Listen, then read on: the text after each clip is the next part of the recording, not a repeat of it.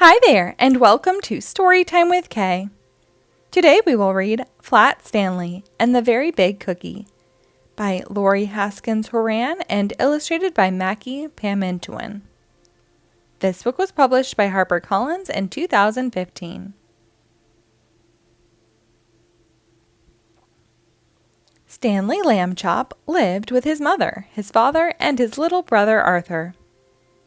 Stanley was 4 feet tall, about a foot wide, and half an inch thick. He had been flat ever since a bulletin board fell on him.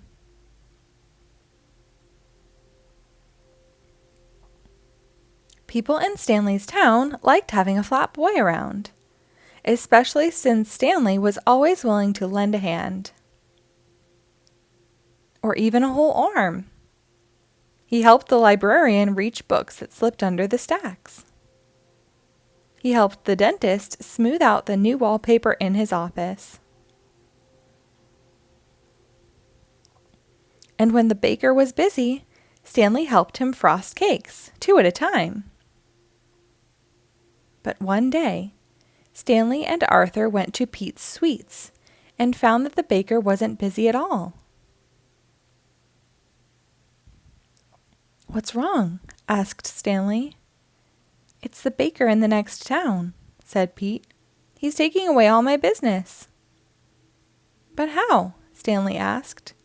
"What does he have that you don't?" "2 words," Pete said. "Cake pops." "Oh, cake pops. Yummy," said Arthur. Stanley elbowed his brother.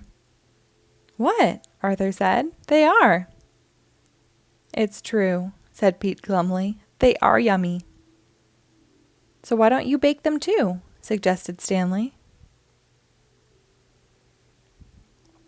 "I never copy another baker," said Pete. "I'm the one with the big ideas.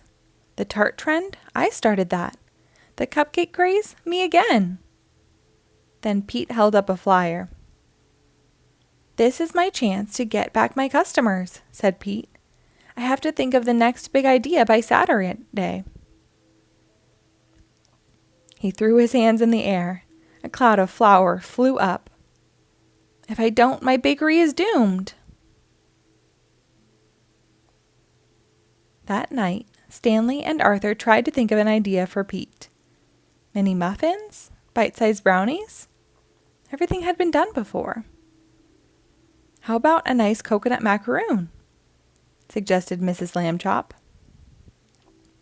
The boys didn't know what a macaroon was, but it didn't sound like anything that could beat a cake pop.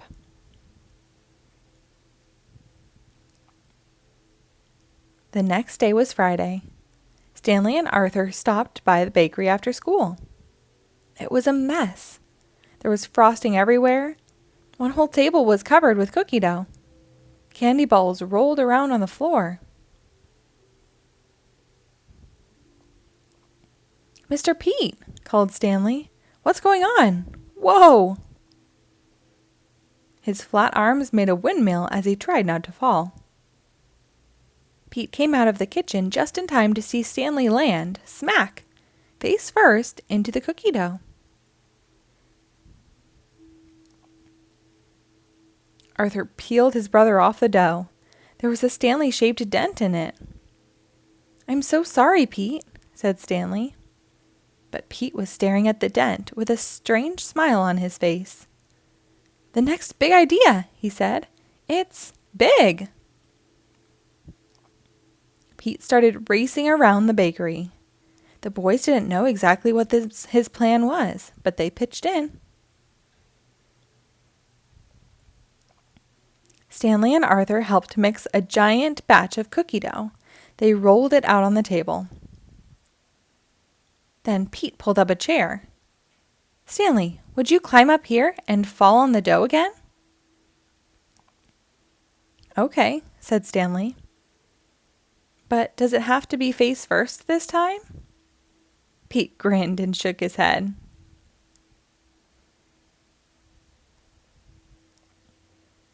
Stanley got up on the chair. He took a deep breath and fell backward.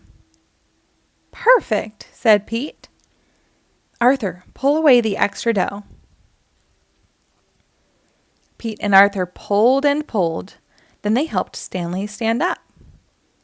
On the table lay a gingerbread boy. It was 4 feet tall, about a foot wide, and half an inch thick. Just like you, Arthur told Stanley, only good looking. The cookie looked even better when it was baked and decorated. Wow, said Stanley.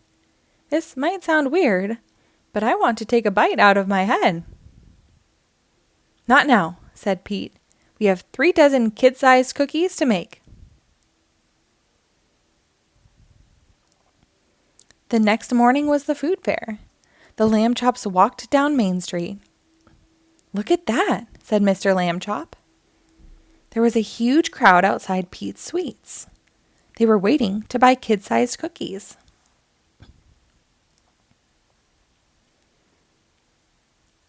But there were 2 cookies that weren't for sale. These are for you, said Pete.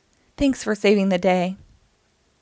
I always knew I had the sweetest boys in the world, said Mrs. Lamb Chop. The boys groaned and took a bite. The end.